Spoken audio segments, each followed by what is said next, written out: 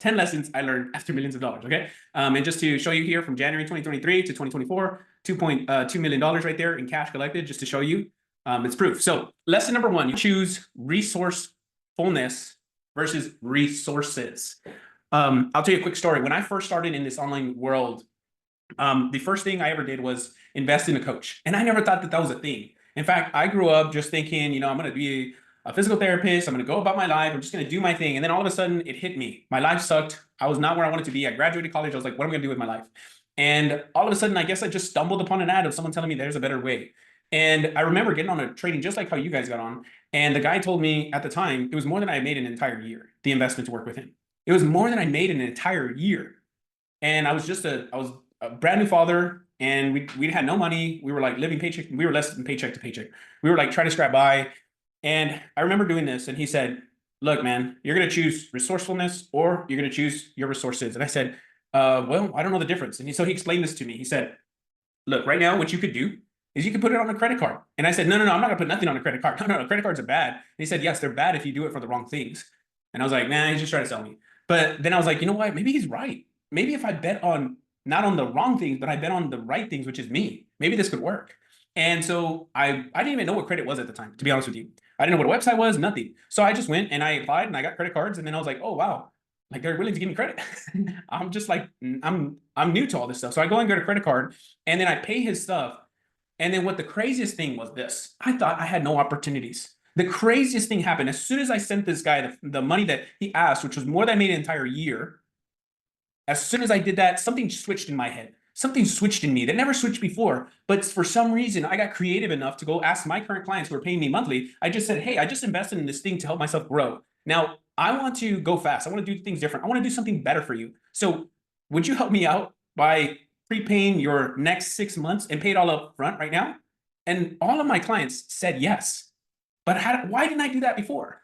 Why didn't I do that before? Because before I was looking at my resources. I didn't have my lack of. That's what I was leaning on what I lacked rather than what I could have. And I realized that that was the day where I became resourceful rather than relying on resources. Okay, so that's lesson number one, is choose resourcefulness to overcome the resource problem. Some of you right now, I don't have time, which is why you need to do this now so you can free up time in the future, right? And it's finding creative solutions. The only way you're going to find creative solutions is if you get committed. Then creativity follows. That was what happened to me. My story is not unique. I walked in there with limited mindset. I walked out there with an unlimited mindset. Okay. And that's why we are here today, millions of dollars made in revenue. Right. So lesson number two, choose faith over fear. Okay. Choosing faith over fear means trusting that success will come, even when fear tries to hold you back. Right now, one of the things that I used to think after, talking with people about a new opportunity or doing something new, I was like, you know what, that sounds great. But you know what, I'm just going to keep doing what I'm doing and just a little bit more, just a little bit more. I'm just going to try a little bit harder. I'm inspired. The crazy thing is that I was choosing fear over faith. I was choosing things that I thought could come up that were wrong instead of choosing me, that I could do bigger, better things. Right.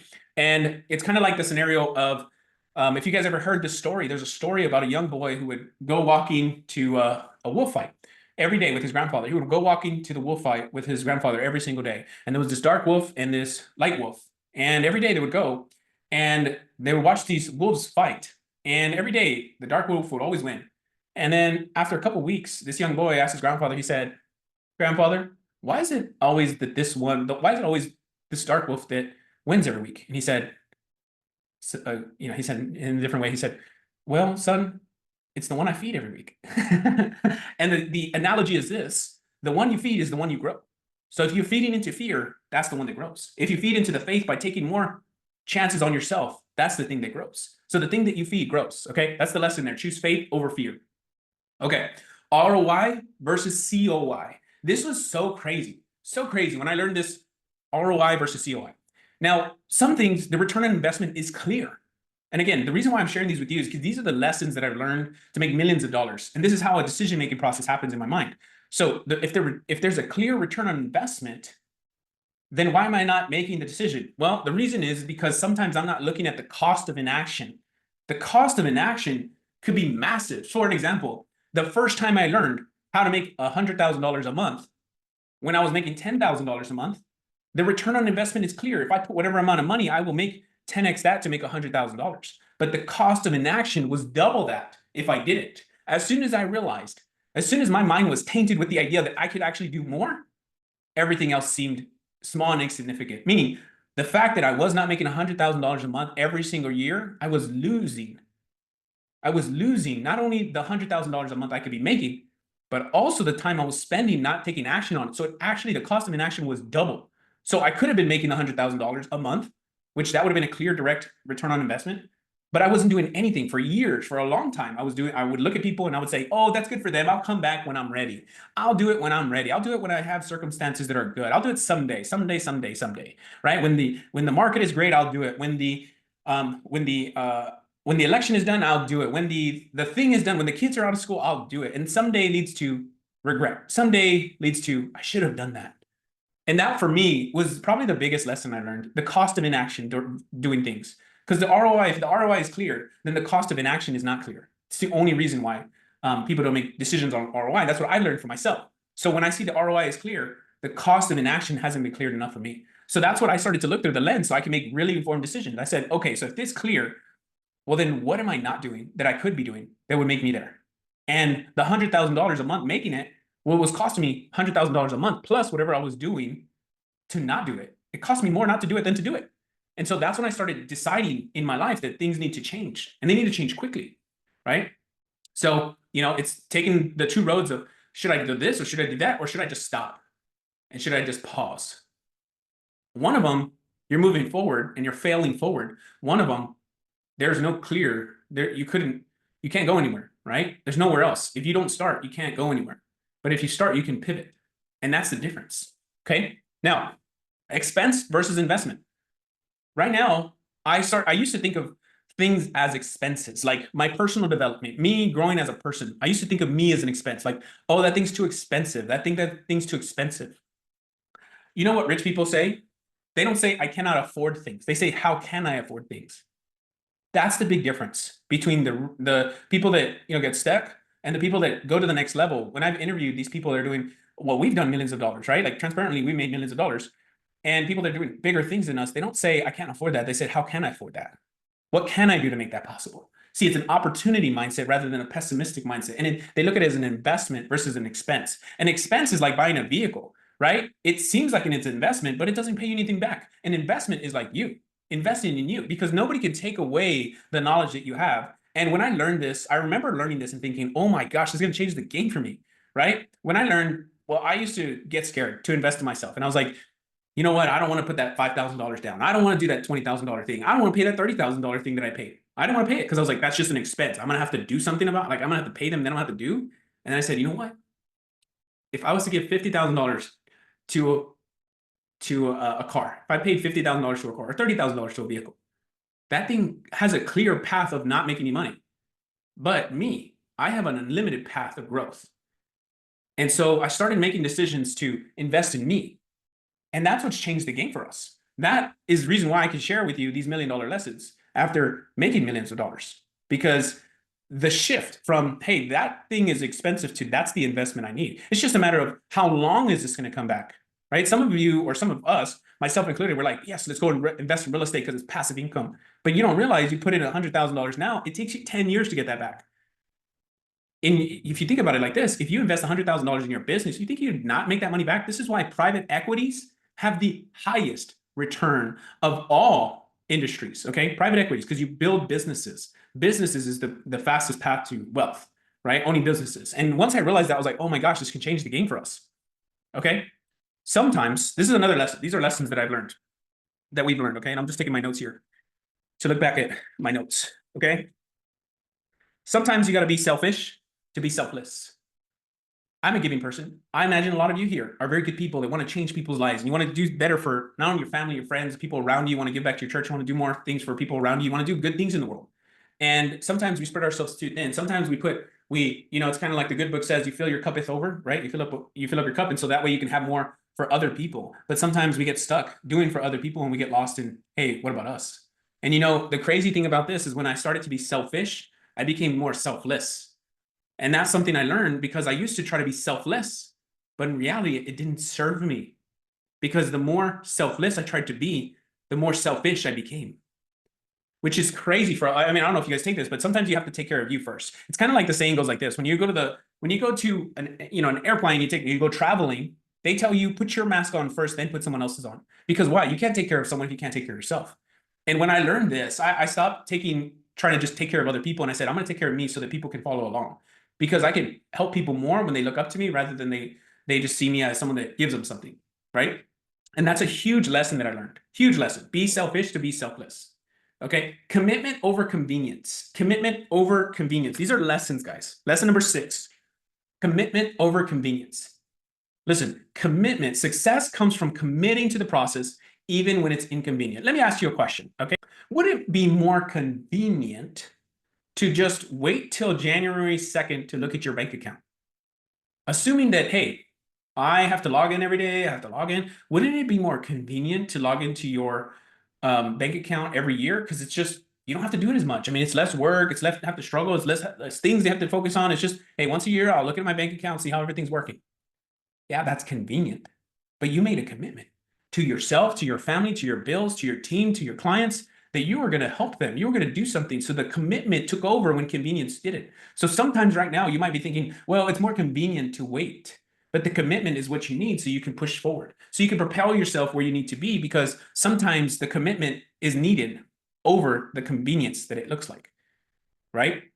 And this thing right here was something that I had to learn the hard way, because I chose convenience for so long that it was hard to start making commitments, not only to people, but to myself. And that changed the game. When you can commit to yourself, you can build confidence, and confidence builds competence. And then you become unstoppable, because now you have confidence built with competence. It's an unstoppable thing in business, right? It's about building momentum, building and sustaining momentum, right? Okay, cool. Number 7, you want to schedule it to make it real.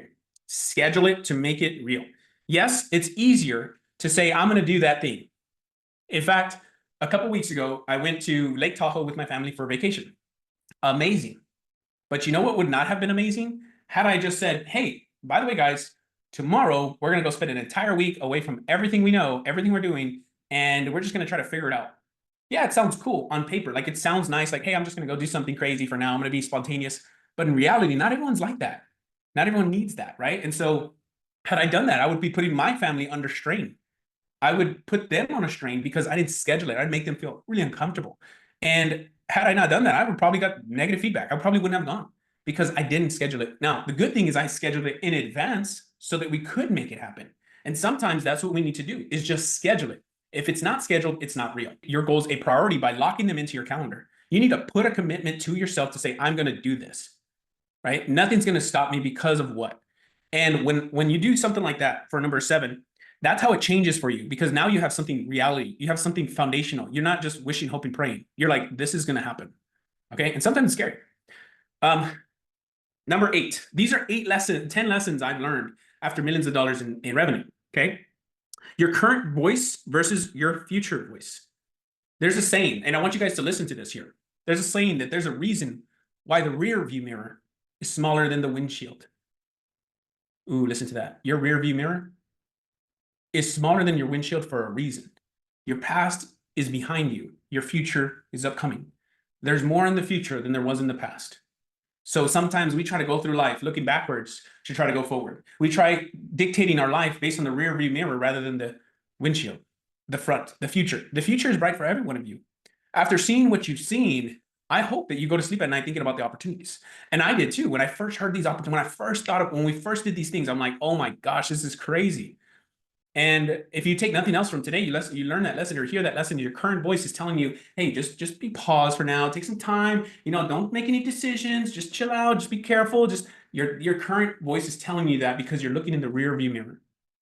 You're looking at what has happened. You're looking at, oh, I failed in the past and therefore I'll fail in the future. And I have the greatest news of all news. Failure is an event. It's not a person, like Zig Ziglar says, right? Looking backwards is no way to move forward.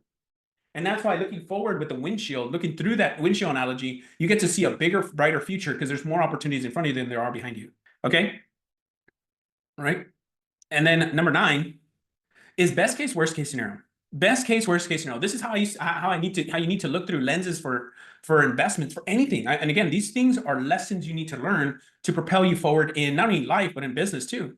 Best case is, let's say let's say the investment into this program. Best case, you make your money back. You make all your investment back and gain lifelong skills. In fact, one of our members just spoke to us today. His name's Kyle. Kyle said, Dan, I don't have a marketing and sales problem any longer. I have every other problem, but I don't have a problem with getting customers anymore. Imagine the day where you can say, I can build not only this business, but every subsequent business after this that I want to build, because I'll never have the number one issue that everyone has, which is getting customers. I can have every other issue, but now I don't have that issue. And worst case scenario, you gain valuable knowledge, you get a tax write-off, you get all this information, you get a network of people that can help you and propel you into the future. And if it doesn't work, you get your money back. So is it really the worst case scenario? Or is it just a less better case scenario? Well, that's the way you have to look at things. You have to look through the lens truthfully and honestly. Why? Because your current story is telling you where you've been. So it's dictating where you think you can go. But your best thinking has got you to where you are. You need new thinking to get you where you want to go. And number 10, last one.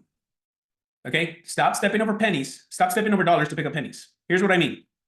Scattered focus leads to scattered results. You need to focus on one thing deeply and meaningful progress, right? All of us are digging. Let's just put it this way. I'll give you an analogy. Imagine for a second, I'm digging a hole, and on the bottom of this hole, 6 feet deep, I see gold. And then all of a sudden someone says, hey, there's in one area, I'm doing this in one area. And then I'm digging, I'm 2 feet in, and then someone comes over and whispers in my ear, hey, by the way, there's a yard over and someone has silver there. Let's go dig over there. It's only 5 feet deep. Okay, cool. So I already did 3 over here or 2 over here. Now I'm gonna go over there. Okay, boom, I'm starting to dig. And then someone whispers in my ear and they say, hey, by the way, there's diamonds in the mountains. All you gotta dig is 2 feet deep. Oh shoot, okay, let me go to the mountains. Right? And I go to the mountains, start digging. Oh, and then someone calls me and they say, hey, there's some emeralds over there in the water. You just have to swim about 100 feet.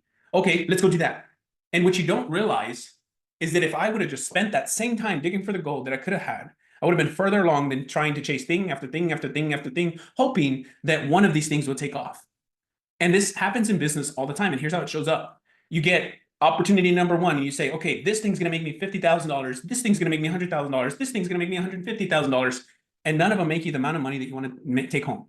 And I say this one to everyone because this is what I experienced. Personally, this is what I experienced. We were stepping over dollars to pick up pennies. We were trying every little thing. We were trying to have drips, drip, drips, right? That was kind of like I'm going to have a passive income. I'm going to have a drip over here. I'm going to have a little income over there. I'm going to have a little income because everyone said diversify your money.